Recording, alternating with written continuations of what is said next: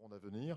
Je vais appeler maintenant Khalid Marfoud, qui est chef d'unité éclaireur, professeur d'histoire-géographie en collège, qui va nous parler du scoutisme comme mouvement d'éducation non formelle choisi par les familles. Il va le rejoindre Younes Aberkan. Younes, où es-tu ? Younes, donc, qui est vice-président fondateur des SMF, il a été président aussi de l'association. Son épouse Françoise,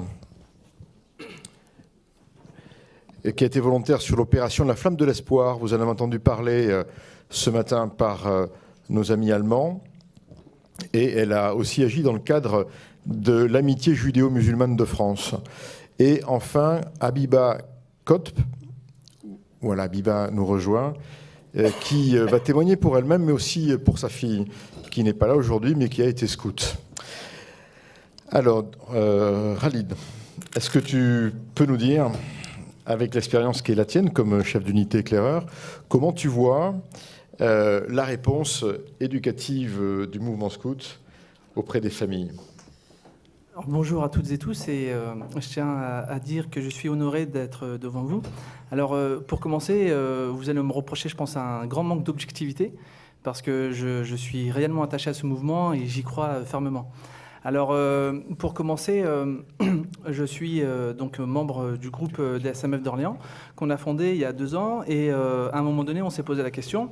Effectivement, c'est comment on fait pour transmettre nos valeurs. Alors, effectivement, on était un petit groupe d'adultes qui croyaient en beaucoup de choses, notamment au dialogue interreligieux, au vivre ensemble, etc. Et on s'est énormément questionné sur comment transmettre tout ça. Alors, étant on va dire, proche d'Amis Scouts, effectivement, l'une des premières réponses qui nous a semblé évidente, c'était de s'engager dans le scoutisme. Alors, pour faire simple, avant d'en venir à un bref résumé des raisons qui poussent les familles à effectivement choisir le scoutisme, j'aimerais insister sur effectivement nous, notre engagement, dans le sens où les jeunes nous semblent être, un groupe de la société sur lequel il faut absolument miser, parce que il y a quelque chose qu'on a tendance à oublier, c'est que ces jeunes, ce sont les citoyens de demain, et que les valeurs qu'on défend à l'heure actuelle, elles seront beaucoup plus facilement, on va dire, défendables si on a un groupe qui nous suit derrière. Et donc, si on arrive à former des jeunes correctement, la tâche sera beaucoup moins difficile par la suite. Le deuxième point, c'est que on a tendance à, effectivement, à occulter cette force que peut représenter la jeunesse. Et nous, il nous semble indispensable qu'effectivement, que tout doit se construire, en tout cas une grande partie des choses doit se construire autour d'eux. Et on croit réellement en qualité du travail sur le terrain. Alors, pour vous donner un petit exemple, on a été pas mal sollicité par d'autres associations locales. Et effectivement, à chaque fois, alors ça peut sembler dogmatique, mais ça ne l'est pas, c'est juste une réelle préoccupation. Mais souvent, on a coupé court aux discussions quand on voyait que ça ne concernait pas la jeunesse, mais que ça concernait les adultes. Alors là, récemment, on a été approché par plusieurs associations, notamment musulmanes, qui voulaient fonder un collectif. Et puis, tout de suite, on a recentré le débat en disant « mais qu'est-ce qu'on fait pour la jeunesse ?» Et si effectivement les réponses n'étaient pas satisfaisantes, on avait tendance un peu à couper court à la discussion. Alors, je vais poser un peu, si vous me le permettez, après m'être mis d'accord avec Richard, donc de faire une petite présentation qui se déroulerait en 2 temps. Donc d'abord une présentation, on va dire, des raisons de l'engagement des familles dans le scoutisme en général, et ensuite un peu plus précisément pour les familles de confession musulmane. Alors déjà, dans un premier temps, l'engagement dans le scoutisme pour beaucoup de familles est quelque chose qui est fondamental. Les familles ont tendance à reconnaître que le scoutisme est un mouvement d'éducation qui est très populaire et qui vient compléter le rôle de l'école et des familles. À la précédente table ronde, il a bien été dit qu'effectivement, qu'il y avait besoin à un moment donné d'un 3e lieu de sociabilité et d'éducation, et que le scoutisme en est un très bon.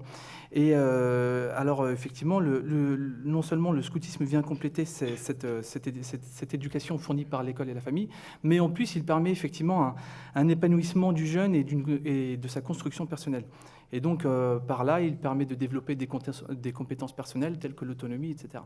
Ce qui est intéressant, c'est qu'aujourd'hui, dans une société qui on va dire, est traversée par plusieurs crises, on pourra en reparler par la suite, et on a on va dire, une crise qui est liée à la jeunesse, qui est celle, par exemple, du chômage, qui est celle, effectivement, d'une jeunesse parfois, comment dire, qui a du mal à s'insérer dans la société, etc. Et le scoutisme permet effectivement d'avoir un petit plus. Il est vrai, et peu importe le mouvement, mais il permet d'avoir un petit plus. C'est dit par plusieurs chefs d'entreprise, par exemple, qu'effectivement, avoir un CV dans lequel il est noté qu'un jeune a été scout, eh bien, effectivement, c'est quelque chose qui va faire un peu tilt, parce qu'un jeune qui a été scout, eh bien, il est capable d'être autonome, il est capable de faire preuve d'initiative, il est capable de faire preuve de leadership. Dans le scoutisme, on apprend effectivement aux jeunes à s'autogérer, on leur apprend effectivement à un moment donné à une répartition des tâches, etc. Et tout ça, effectivement, c'est quelque chose qui parle beaucoup aux chefs d'entreprise. Pour revenir plus précisément au SMF, alors je suis loin d'être un spécialiste, hein, mais à travers mon vécu et mon expérience, les SMF comment dire, constitue une réponse qui plaît aux familles, parce que ça a été dit plusieurs fois. On est dans une société qui traverse une crise identitaire, une crise sociale, une crise éducative, etc. Et qu'effectivement, il y a des familles qui cherchent des réponses. Et les SMF ont des atouts et qui, à travers les discussions qu'on a pu avoir avec la famille, effectivement, plaisent énormément. Alors, lesquels ? Eh bien, déjà, dans un premier temps, les SMF s'appuient sur les fondamentaux du scoutisme, comme n'importe quel mouvement du scoutisme reconnu par le scoutisme français, à savoir les fondamentaux construits par Baden-Powell, comme l'imaginaire et le jeu. Et donc, il permet un développement personnel, affectif, social, physique et spirituel. Alors, pour les exemples, on en reparlera tout à l'heure. Mais, et donc, effectivement, chez l'SMF, on a un projet éducatif qui est très complet et très riche et qui intéresse les familles. D'ailleurs, c'est un mouvement qui est recommandé par pas mal d'associations, pas forcément cultuelles, pas forcément spirituelles.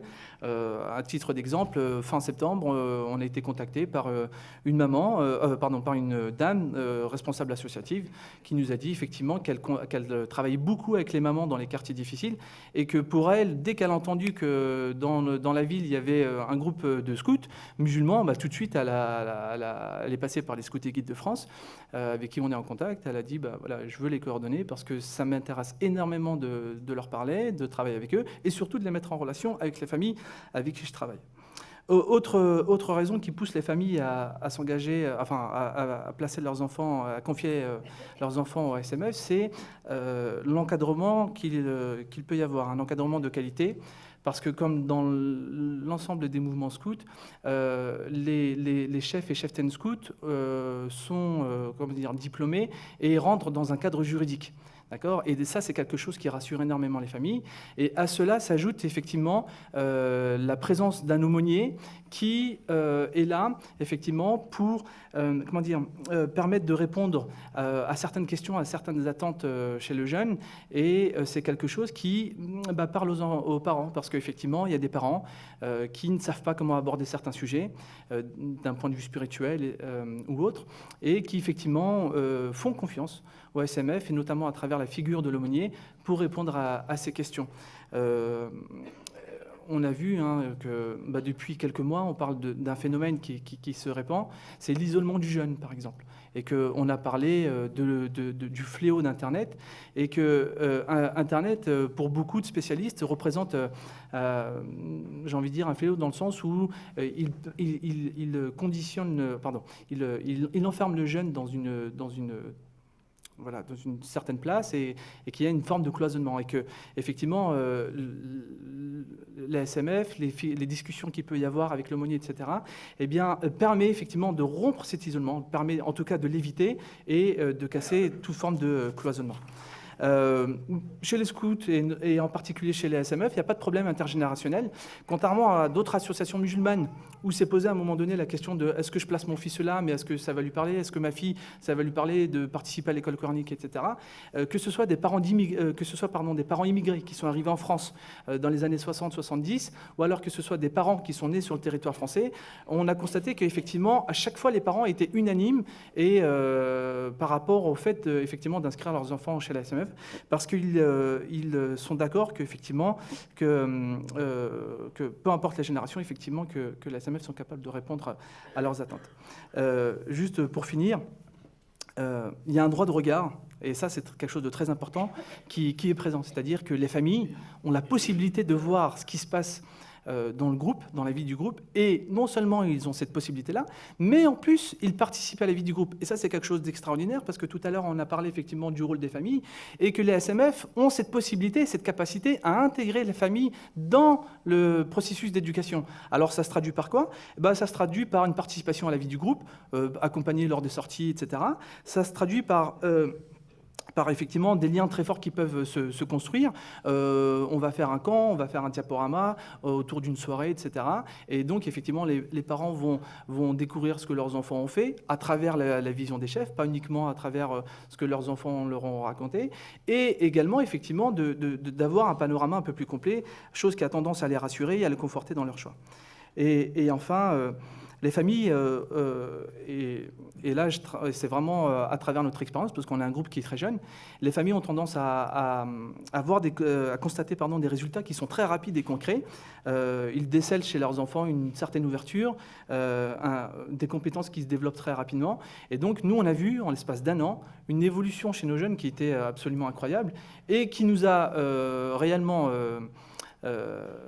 fait plaisir, parce que non seulement ça nous conforte dans nos choix, et ça nous également gratifie par rapport à tout l'engagement et l'investissement qu'on a pu avoir.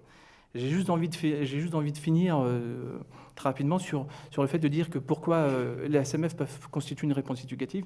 C'est tout simplement que les SMF sont un mouvement de scout, et comme tout mouvement de scout, c'est une école de la vie dans laquelle on apprend à s'épanouir, à se construire.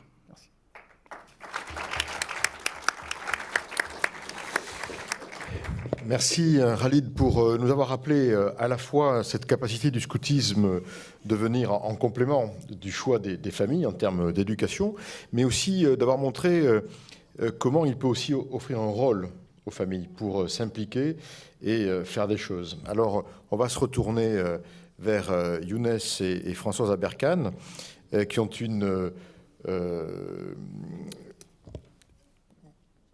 compétences particulières. Ils sont tous les deux des enseignants, formateurs de formateurs. Donc ils ont d'une certaine manière aussi une vision éducative externe au scoutisme, mais ils connaissent aussi le scoutisme. Et ce qui est exceptionnel, c'est que vous avez finalement pratiqué le scoutisme, pas forcément en famille, mais chaque membre de la famille a été impliqué. Est-ce que, Younes, tu peux nous parler de ça ? Ou Françoise ? Qui démarre ? Peut-être Françoise. Françoise ? Je veux simplement peut-être donner un témoignage. Au départ, Younes est rentré dans le scoutisme. Moi, j'étais à la maison avec les enfants. Enfin, je travaillais, mais je m'occupais des enfants qui étaient petits. Et ensuite, nos deux enfants ont été scouts. Enfin, il y en a un qui a été en plus formateur, enfin pas formateur, chef scout. Pas longtemps, mais ça a changé complètement. La semaine qu'il a passée en tant que chef scout a été un tournant. Il avait 17 ans et ça a absolument changé toute sa façon d'être et en particulier sa façon de voyager. Il voyageait avec un bagage absolument gigantesque. Je pense que ses amis qui sont dans la salle doivent se souvenir. Je pense à Thomas. Il avait une valise qui était à peu près comme ça, à peu près haute comme ça. Il est arrivé au camp scout avec une valise à roulettes, des chaussures vernies et donc... c'était pas tout à fait adapté, c'est le moins qu'on puisse dire. Évidemment, très, très vite, il n'a pas utilisé ce qui était dans sa valise. Et puis, il a rencontré des amis et il a gardé des amis qu'il a toujours eu à cette formation scout. Et depuis, il voyage avec un bagage qui doit faire 40 cm de long, 20 cm de large, où qu'il aille, dans le monde entier, un bagage à main, qu'il reste 2 jours ou qu'il reste 15 jours. il voyage léger. Donc ça a été pour moi une modification. C'est-à-dire que ce n'est pas simplement le bagage, ça veut dire tout ce qu'il y a autour. C'est-à-dire qu'on peut se contenter de peu et on n'a pas besoin de tout le superflu. Je pense que c'est ça qu'il a appris chez les scouts aussi. Et puis à se faire des amis, avoir des amis très sincères, très forts, une amitié très forte qu'il a conservée. Et quant à notre fils aîné, qui lui a fait plusieurs camps scouts, ce qui était très important, enfin ça m'a semblé, c'est par rapport aussi au respect de la nature. Et je me souviens de ce que Younes nous avait expliqué, qu'il avait vu Selim, notre fils aîné, en train de manger une tartine de confiture sur laquelle il y avait plein d'abeilles. Et il n'avait aucune crainte, il attendait, il chassait les abeilles de sa tartine de confiture, il n'était pas affolé, il ne criait pas dans tous les sens, et il a mangé ensuite sa tartine de confiture. Ce qui veut dire qu'il apprend aussi le respect de la nature, ne pas craindre les petits insectes, les choses, ne pas avoir peur, et en même temps l'intégrer dans la vie du camp. Bon, c'était un petit détail, mais c'est un détail qui est quand même important par rapport à tout l'environnement que va susciter le fait d'être dans la nature. Qu'est-ce que ça va importer à ces enfants? Qu'est-ce que ça va modifier dans leur comportement, dans les choses les plus pratiques? Et puis dans l'intériorité, bien sûr, parce que ça, on voit à l'extérieur, mais il y a toute une modification. Je pense que le chemin qu'a pris notre deuxième fils est très certainement lié à toute l'expérience scout qu'il a pu avoir. Merci Françoise. Vous pouvez applaudir, oui. Younes, ça change une vie, ça peut changer une famille, donc le scoutisme. Ah oui, le scoutisme, alors je dis tout de suite pour ceux qui ne sont pas dedans, c'est un bouleversement, mais un bouleversement extraordinaire et un bouleversement combien positif. Je crois que Françoise, elle a bien dit les choses, mais à partir de l'anecdote de la valise, c'est que le scoutisme, enfin pour moi, ce que j'ai ressenti, je pense aussi Françoise, et pour nos enfants, nous mène rapidement à l'essentiel, à l'essence. C'est-à-dire dans un monde où il y a un tourbillon incessant de consommation, d'images, de sons, de production, d'acquisition, de clips médiatiques, le scoutisme nous envoie à la sérénité et toujours à l'essentiel, à l'essentiel, à l'essentiel. Pour moi, c'est ce que je retiens de ce scoutisme. Et du point de vue familial, ce que ça nous a apporté, parce que je crois que tu posais la question aussi du point de vue familial, je ne vais pas me défiler.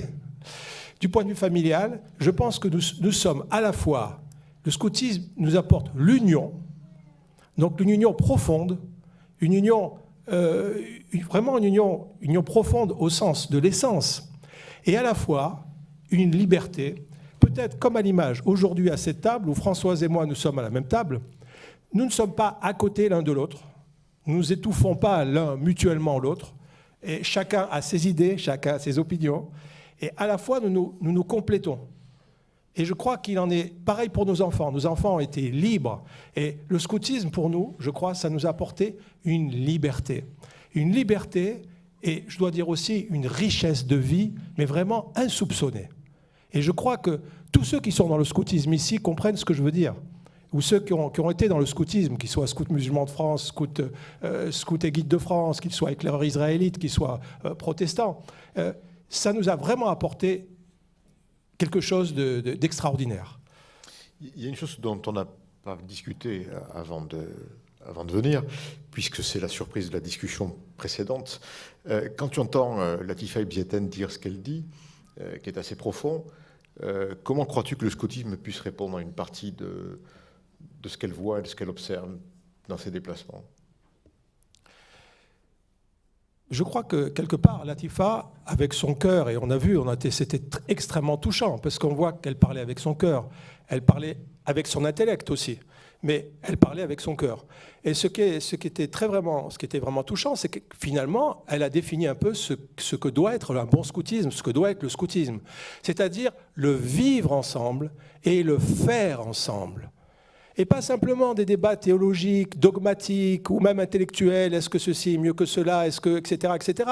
Mais j'allais dire, comme elle a dit, par le regard. Comme disait Antoine de Saint-Exupéry, l'essentiel, on ne voit, l'essentiel est invisible par les yeux. On ne voit qu'avec le cœur. Je crois que c'est dans Le Petit Prince. Je m'excuse si je ne le cite pas absolument mot à mot. Et je crois que, voilà, pour répondre à Latifa, je crois que le scoutisme, et notamment le scoutisme musulman de France, c'est ça. C'est le vivre ensemble et le faire ensemble. Et on a vécu aussi des moments, avec, pas uniquement entre musulmans, des moments avec les éclaireurs israélites qui étaient très forts, des moments avec les éclaireurs protestants, des moments avec les éclaireurs laïcs.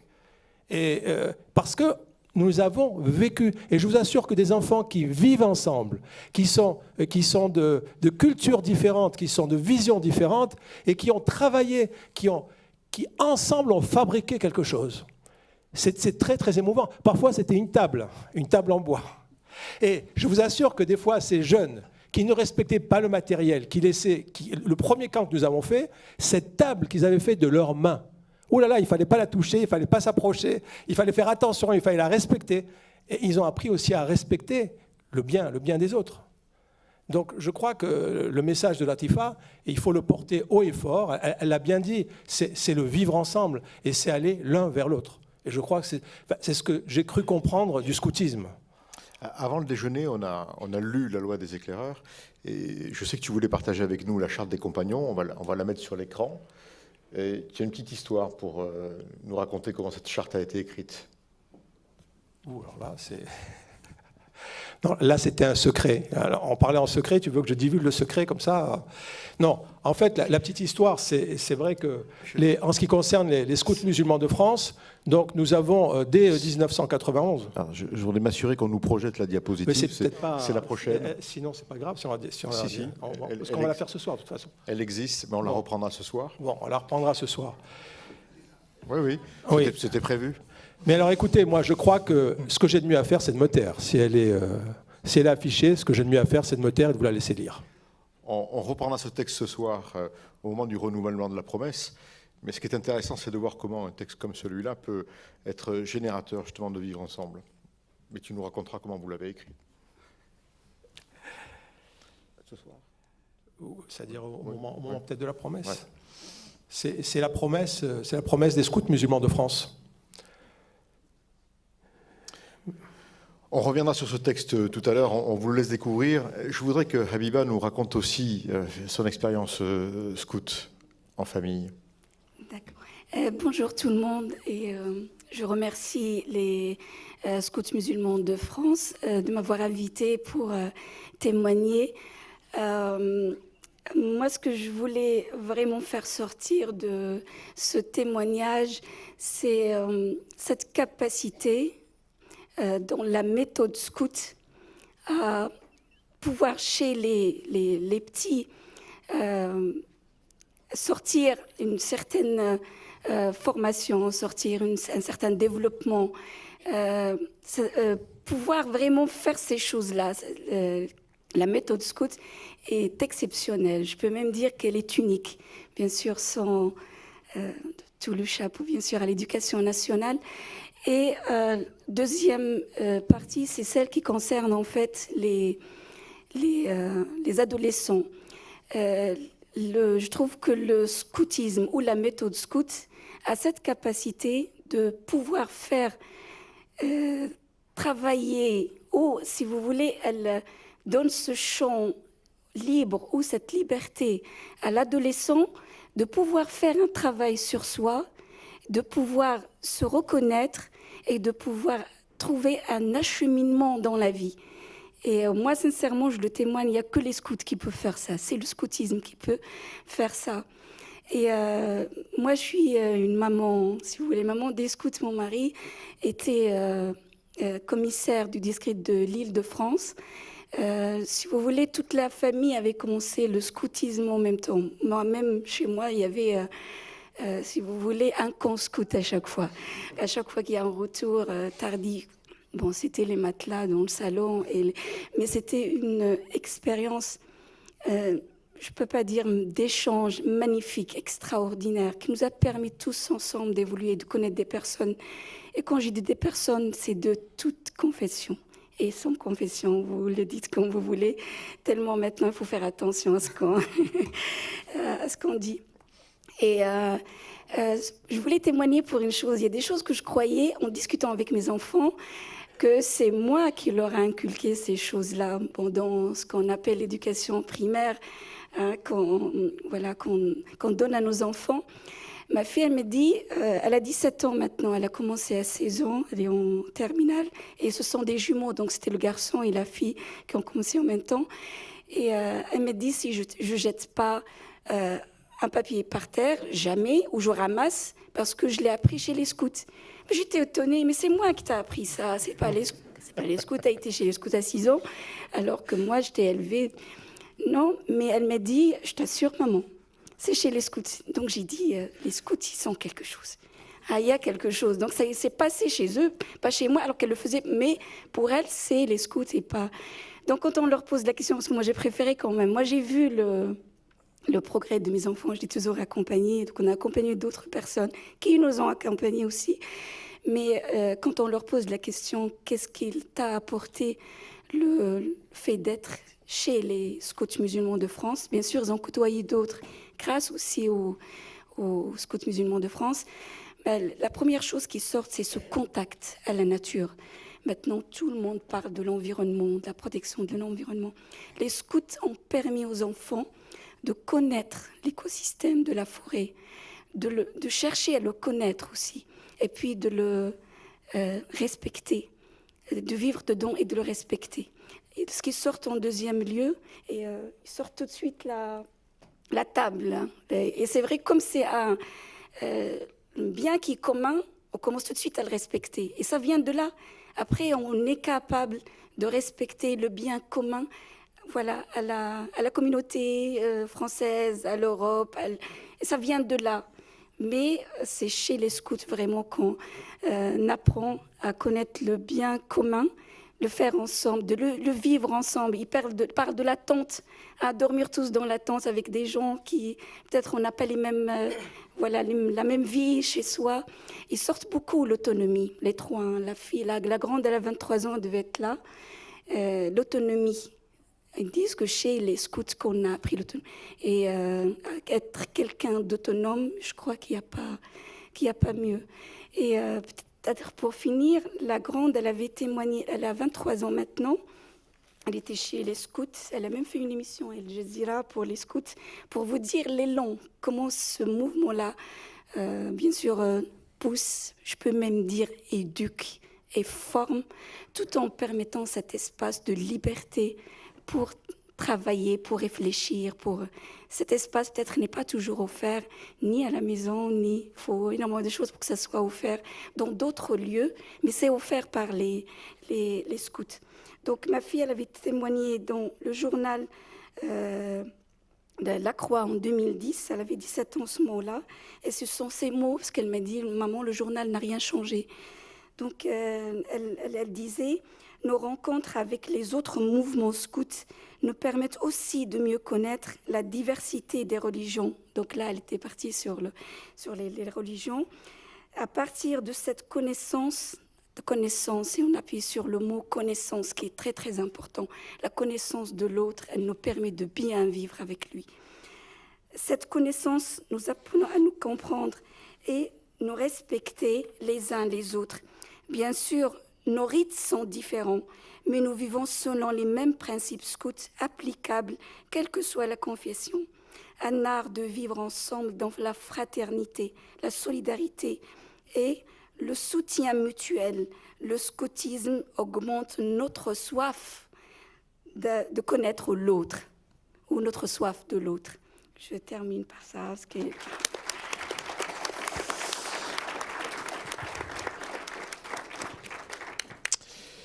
Merci beaucoup.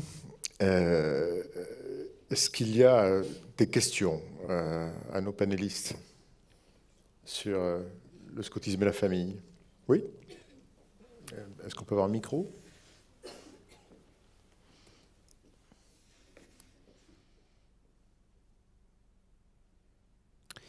Oui, bonjour.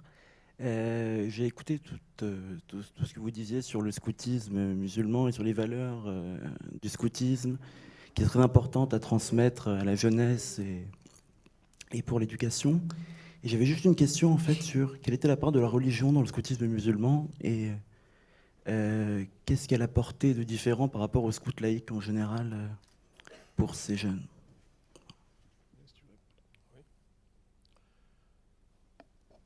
Je pense que dans le scoutisme laïque, comme dans le scoutisme musulman, comme dans le scoutisme protestant, israélite ou catholique, comme tous ces mouvements descendants des mouvements de Baden-Powell, il y a toujours une dimension à la spiritualité. Qu'est-ce que la spiritualité ? La spiritualité, c'est le sens de ce que je fais. La spiritualité, ça contient une éthique, à la fois l'éthique, mais aussi une dimension, j'allais dire une dimension verticale, et cette dimension verticale, c'est cette spiritualité, c'est-à-dire le sens. Donc, alors, la religion chez les scouts musulmans de France, comme je crois que tous les intervenants sont succédés, les scouts musulmans de France, c'est pas une école coranique, c'est pas une école religieuse. Mais c'est une école de la vie, c'est une école du sens, mais c'est aussi une école du texte, de l'intelligence, de la réflexion. C'est-à-dire que les enfants, les jeunes, qui nous posent des questions à propos de l'islam, nous avons en effet quand même des formations sur les textes de l'islam. Et ces formations, ce n'est pas comme ce qui est catastrophique actuellement, ce qui est répandu dans les médias, ce qui est répandu dans notre pays en France, ce n'est pas un prêt à porter, ce n'est pas un prêt à penser qui est mortifère. Et un prêt à penser, comme on voit ce qui se passe au Moyen-Orient, on voit ce qui se passe avec les attentats. Non, nous et d'ailleurs le Coran lui-même, il y a plusieurs pages du Coran, réfléchissez, nous invite à réfléchir. Aussi, moi j'ai bien aimé la réponse de Fouad quand il y avait cette petite fille qui a dit est-ce que le bisou c'est halal ou c'est haram. Donc il n'a pas répondu c'est halal, il n'a pas répondu c'est haram. Il a dit réfléchis. Et c'est vrai que, moi j'ai la solution de l'exercice, je suis aussi prof de maths, on n'a pas répondu vraiment, mais j'ai une solution. Mais au lieu de donner la solution, il a dit réfléchis. Et je vous assure que ça, porteur de sens, c'est extrêmement important, parce que je vous assure que les jeunes, je m'excuse, parce que ça ne paraît pas du tout modeste, alors qu'en haut vous voyez, humble et fidèle, je répands la paix. Normalement, c'est mon numéro 4. J'ai du mal avec le numéro 4. Alors, le numéro 4, c'est-à-dire humble et fidèle. C'est peut-être pas humble ce que je vais vous dire, mais enfin, honnêtement, mais c'est sincère, honnêtement, je ne connais pas beaucoup d'autres mouvements de jeunes, tout confondus, qui, dans le domaine de l'islam, apportent une vision à la paix, une vision à la fraternité, une vision à l'entraide, une vision à l'ouverture, une vision au respect de l'autre, quel qu'il soit, qu'il ait une spiritualité ou qu'il n'y ait pas de spiritualité. Honnêtement, je ne connais pas d'autres mouvements. Il en existe, j'espère. Il existe d'autres mouvements, peut-être existe d'autres mouvements, mais honnêtement, j'en connais aucun. Et je vous assure que les jeunes qui passent chez nous, dans le scout musulman de France, ne peuvent pas être extrémistes. Enfin, je veux dire, c'est totalement impossible. Je ne sais pas comment vous dire. C'est génétiquement impossible. Quand on a goûté à la fraternité, vous savez que la devise de la République, c'est liberté, égalité, fraternité. La liberté, l'égalité, on peut le décréter par des lois. On peut décréter, je ne sais pas moi, le salaire des femmes et des hommes, ça sera le même. La liberté, on doit être libre, on va faire des projets de loi. Ou au contraire, on sera moins libre, on va faire d'autres projets de loi. Mais la fraternité, vous ne pouvez pas faire des projets de loi. Vous ne pouvez pas obliger quelqu'un à aimer les Juifs, en disant tu iras en prison si tu ne les aimes pas. Ou à aimer les Arabes, tu iras en prison si tu ne les aimes pas. Ou tu iras... Ça, ce n'est pas possible. On ne peut pas forcer, ni par une loi, ni par quoi que ce soit. On ne peut le découvrir et le vivre que par le vécu et par le vivre ensemble et le faire ensemble. C'est pour ça que pour nous, c'est très très important, se vivre ensemble et se faire ensemble. Et pour nous, cette fraternité, se vivre ensemble, c'est ça, cette spiritualité, mais à travers les sources mêmes de nos petits scouts qui ont des origines musulmanes. Non seulement nous ne les rejetons pas, au contraire, nous les approfondissons. Nous les approfondissons, mais avec cette vision, cette réflexion qui mène forcément, quand on réfléchit, à la paix et à l'amour de l'autre. Parce que l'autre, c'est quelque part un moi-même, un second moi-même. Merci. Françoise, oui. J'aurais voulu ajouter une petite chose par rapport à justement le fait que le scoutisme, c'est pas le prêt à penser. Quand nous avons fait la flamme de l'espoir citoyen, on a parcouru avec un autocar, et les scouts évidemment, puisque c'était les scouts qui étaient à l'origine de cette initiative, la flamme citoyenne. Et quand on allait dans les villes, les gens nous interpellaient en nous demandant qu'est-ce qu'il faut qu'on vote. Et évidemment, la seule chose qui a été répondue, c'est renseignez-vous, allez écouter, lisez, regardez quel est le projet des différentes personnes qui se présentent, mais on ne vous dira pas pour qui voter, réfléchissez. Par contre, engagez-vous, allez écouter, allez vous renseigner sur les différents programmes. Ça, c'est important. C'est dans ce sens-là que le scoutisme, il ne donne pas du prêt à penser, mais il permet de penser. Je voudrais juste compléter quelque chose par rapport à la question qui est très pertinente. C'est que, de deux choses l'une. La première, c'est que, il y a évidemment une voie assez classique chez la SMF, qui est, et de manière un peu plus générale chez les scouts, qui est que quand un jeune a une question, effectivement, il en parle à l'aumônier, ensuite il va y avoir une discussion de groupe, et souvent la réponse émerge du groupe. D'accord ? La réponse va émerger du groupe. C'est les jeunes entre eux qui vont se construire une réponse. Et d'ailleurs, ce qui est intéressant, c'est que effectivement, c'est ce qui est intéressant, c'est que avant même qu'ils aient posé la question, souvent ils ont eux-mêmes la réponse. Il y a une crainte de savoir si j'ai la bonne ou la mauvaise réponse. Le deuxième point, c'est que l'ouverture à l'autre permet, d'une certaine manière, de mieux se connaître soi-même. Et on l'a concrétisé maintes et maintes fois en l'espace de quelques mois. C'est-à-dire qu'on a fondé des liens très forts avec un groupe AGDF qui est très proche de nous géographiquement parlant. Et on a fait plusieurs choses avec eux. Et pour vous donner deux petites anecdotes, pour vous montrer à quel point, effectivement, que aller vers l'autre permet aux jeunes non seulement de découvrir l'autre qui il est, mais également de se construire soi-même et d'en savoir un peu plus sur lui-même, c'est que la première fois où on a fait quelque chose avec ce groupe d'AGDF, c'était au mois de décembre de l'année dernière, donc un mois avant les attentats de janvier 2015. Et donc, une semaine après ces attentats, il y avait une réunion qui était prévue depuis un moment avec les chefs AGDF, et une maman qui nous a raconté effectivement que dès qu'ils ont allumé la télé pour voir les informations, il y a la fille effectivement de la maman qui lui a dit maman, éteins la télé parce que moi je peux te dire que j'ai passé une journée avec les musulmans, ils sont pas du tout comme ça, donc tu m'éteins ça s'il te plaît. Et ça c'est le premier point. Et le deuxième point, c'est que là récemment on a fêté Noël et le Maoulid Nabawi qui sont tombés au même moment, et donc toujours avec la GDF, et ça a été un moment très fort. Et ce que les parents ont retenu, parce que effectivement l'une des questions c'était pourquoi effectivement les parents peuvent être amenés à faire confiance au SMF, c'est qu'effectivement, il y a des parents qui ont été énormément touchés de voir que des jeunes AGDF de confession catholique ont été capables à un moment donné de jouer une scénette où ils jouaient des musulmans à Médine, où ils jouaient des musulmans à la Mecque, etc. Et de voir parler du prophète, etc., ça les a touchés parce que, effectivement, à un moment donné, pendant un laps de temps, il y a eu un éclatement total des limites qu'il pouvait y avoir. Je ne suis pas musulman, je ne suis pas d'origine immigrée, je suis tout simplement un être comme toi tu l'es, et on va partager un moment fraternel. Et puis ça fait éclater toutes les choses. Donc du coup, la question, et c'est ça qui est très fort chez la SMF, c'est que quand on a une question, la réponse, elle est implicite, elle se vit au quotidien. Donc du coup, ces questions spirituelles, elles se construisent petit à petit. Et à la fin, et c'est une des caractéristiques du scoutisme, c'est qu'il y a une progression personnelle, et c'est que sans s'en apercevoir, le jeune, à la fin, il a reçu quelque chose, et sans s'en apercevoir.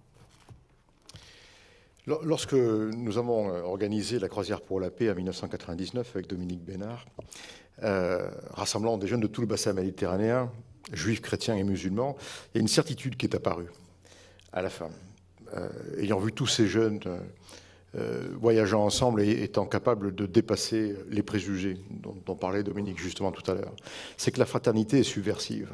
Elle est définitivement subversive. Quand on a goûté à la fraternité, il est dur ensuite de s'en départir.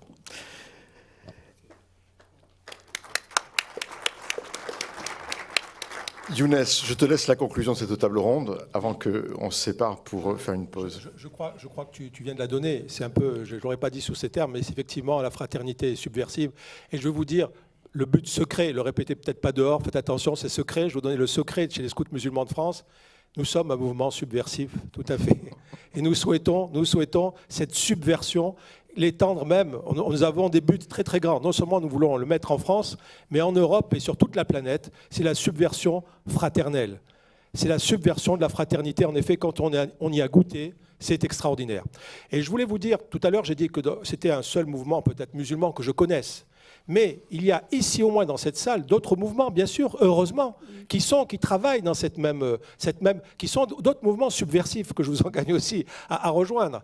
Et parmi ceux-ci, il y a mon ami Gérard Testard, ici, qui se trouve là, qui est le président d'Ephésia, et qui a mis en place une association qui s'appelle Ensemble avec Marie, où des musulmans et des chrétiens se réunissent ensemble dans des églises, dans des mosquées, c'est incroyable. Vous entendez l'appel à la prière, il y a eu à Lompont l'année dernière, un appel à la prière musulmane dans une église, dans la cathédrale de Lompont.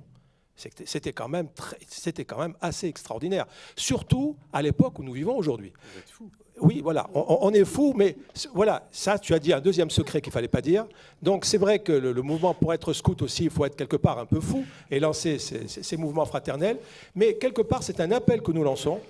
Il existe actuellement, vous voyez bien qu'on arrive quelque part au bout du rouleau. Le système dans lequel nous vivons arrive au bout du rouleau, au niveau écologique, au niveau politique. Vous voyez bien, au niveau politique en France, on cherche, il n'y a plus de solution. Et grosso modo, se dessinent maintenant deux blocs. Il y a un bloc du repli sur soi, d'un communautarisme vraiment qui va se replier. Et je dis ni Orient, ni Occident, je ne désigne pas ni un parti politique ni l'autre, mais vous verrez tout de suite. Donc il y a un repli, une peur, quelque part une glaciation. Vous savez, c'est l'ère de la glaciation, on pourrait dire en géographie, en géologie, c'est une glaciation qui se prépare. Mais la glaciation est mortifère. L'homme n'est pas fait pour être congelé. S'il est congelé, il meurt. Et il y a un deuxième mouvement qui est en train de se faire, qui est au-delà des religions, qui est au-delà des spiritualités, où il y a dedans des laïcs, où il y a dedans des chrétiens, où il y a dedans des juifs, où il y a dedans, qui lui va vers cette fraternité. C'est un peu comme une boule de neige, vous savez, qui est en train de se faire. Et je pense qu'il y a un nouveau monde qui est en train d'apparaître. Il y a un nouveau monde. Alors, vers quel côté ça va pencher, je ne sais pas. Mais nous avons beaucoup d'espoir. Et avec vous tous qui êtes ici, en tout cas, vous êtes plutôt, je crois, plutôt du bord de cette subversion fraternelle. Voilà, merci. Merci Younes. Nous retrouverons Younes tout à l'heure vers 18h pour le renouvellement de la promesse. On va pouvoir compter sur sa faveur. Je vous propose une quinzaine de minutes de pause et on se retrouve ensuite, bien sûr.